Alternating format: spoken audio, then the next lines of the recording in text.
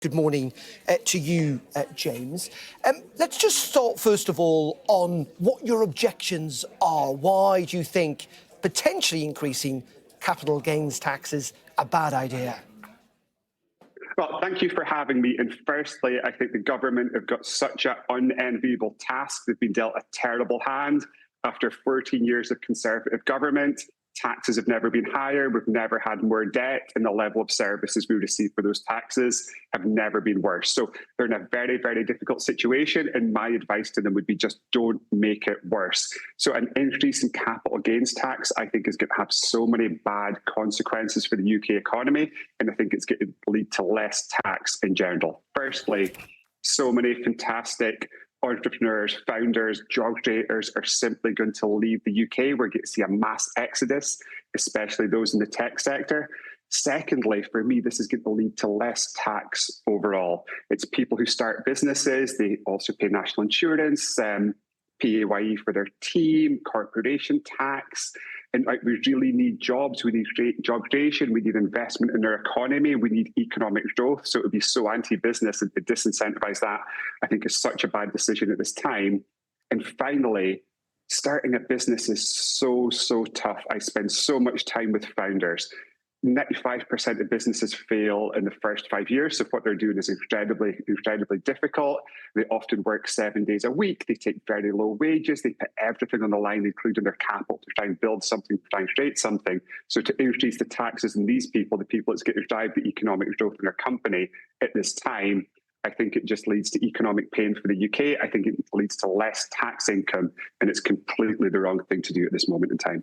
OK, James, but let's start with where I think the government would argue they're coming from, which is that the public finances are not in a good state. They need to stabilise the economy, at least in the short term. They need to plug this hole they say exists. Do you accept that there is a problem with the public finances?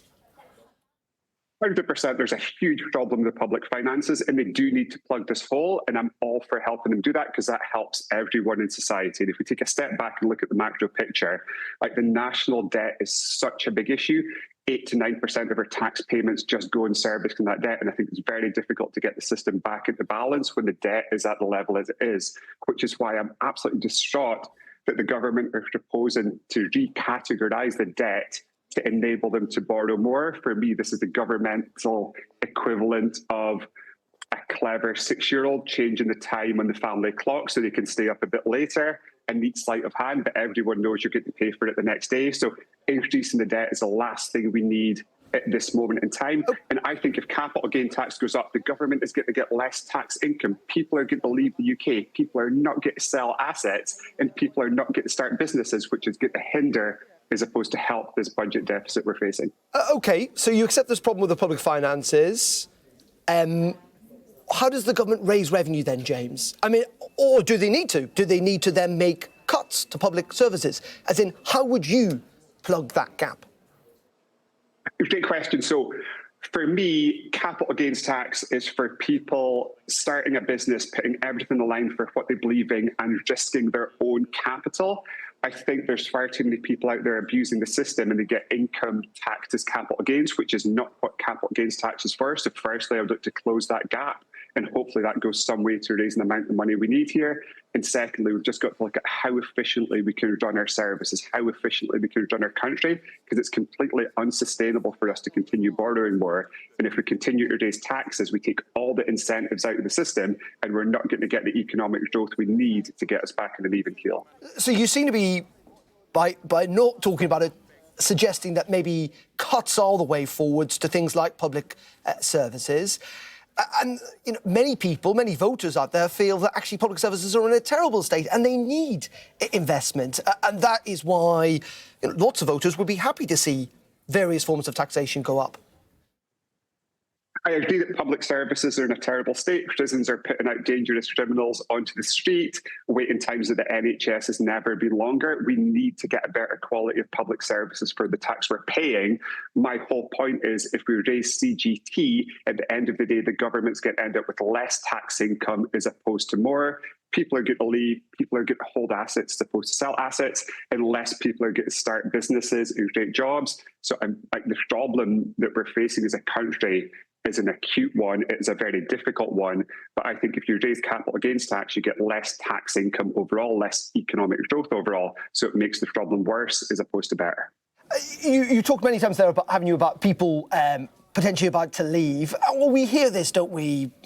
And often it's just politics involved when certain governments take over, wealthy people talk about leaving the country. In the end, though, should that be a concern for a government? And actually, the UK is a good place to live. It's a better place than many other parts of the world. People like being close to home. I'm sure you like living in Scotland. I mean, would you ever consider leaving?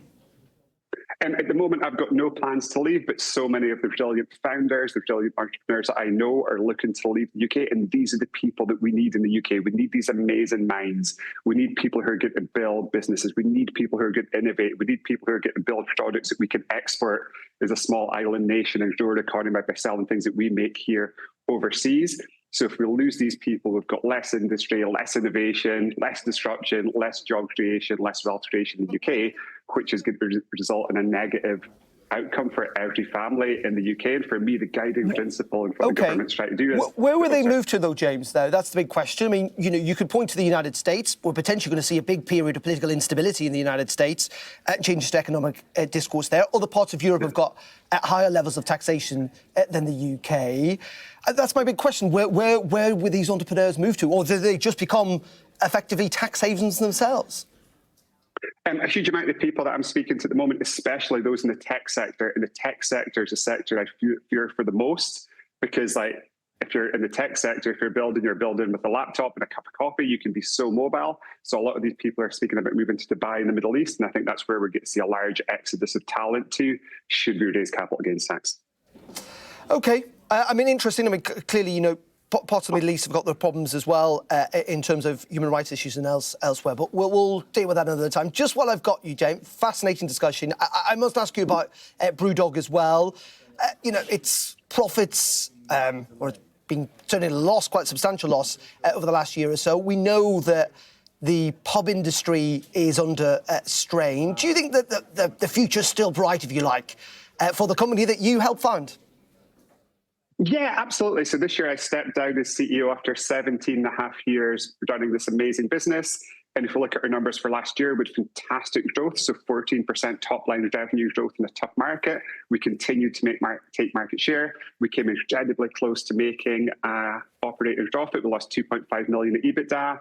We're positive EBITDA and kind of trending up this year. So we'll post an EBITDA profit this year. And I'm very excited about the prospects for the company and where it's going to go in the future.